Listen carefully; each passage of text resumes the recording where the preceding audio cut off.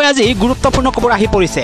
আজি মুখ্যমন্ত্ৰী হিমন্ত বিশ্ব শৰ্মাই কয় যে মৰাণ আৰু মটকসকলেহে অকল মৰাণ মটকৰ ভিতৰতহে অকল ভোটদানৰ যোগ্যতা চলিব বুলি আজি জনাইছে। আপোনালোকক মই দেখাবলৈ চেষ্টা কৰিম। আজি মুখ্যমন্ত্ৰীয়ে কৈছে যে মৰাণ আৰু মটক স্বায়ত্ত শাসিত পৰিষদৰ নিৰ্বাচন অনুষ্ঠিত কৰাৰ পূৰ্বে বৰ্তমানৰ আইনসমূহৰ সংশোধনীৰ প্ৰয়োজন, যাতে কেৱল নিজ নিজ সম্প্ৰদায়ৰ সদস্যসকলেহে ভোটদানৰ যোগ্যতা অৰ্জন কৰিব পাৰিব। আপোনালোকক দেখাবলৈ চেষ্টা কৰিছোঁ। আৰু আজি কেবিনেটে এটা সিদ্ধান্ত লৈছে যে মৰাণ আৰু মটক কাউন্সিল মৰাণ আৰু মটক মানুহখিনিক লৈ হ'ব আৰু তেওঁলোকৰ পৰিয়ালসকলক লৈ হ'ব।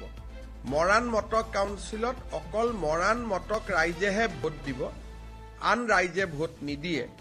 আৰু গাঁওখনতো যদি বহুবোৰ মানুহ আছে, মৰাণ মটক পৰিয়ালকেইটাহে মৰাণ মটক কাউন্সিলত অন্তৰ্ভুক্ত হ'ব। ইয়াৰ ফলত আজি কিছুদিন ধৰি উজনি অসমত মৰাণ মটক কাউন্সিলত বিভিন্ন কোনোবাই কয় আমি সোমাম, কোনোবাই কয় আমি নুসুমাম, এই ধৰণৰ বিতৰ্কটোৰ এতিয়া অৱসান ঘটিব।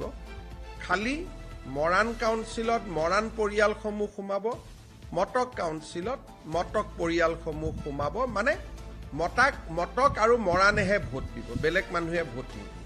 সম্পূৰ্ণ এখন নতুন ভোটাৰ তালিকা হ'ব। সেই ভোটাৰ তালিকাত আন লোক নোসোমায়।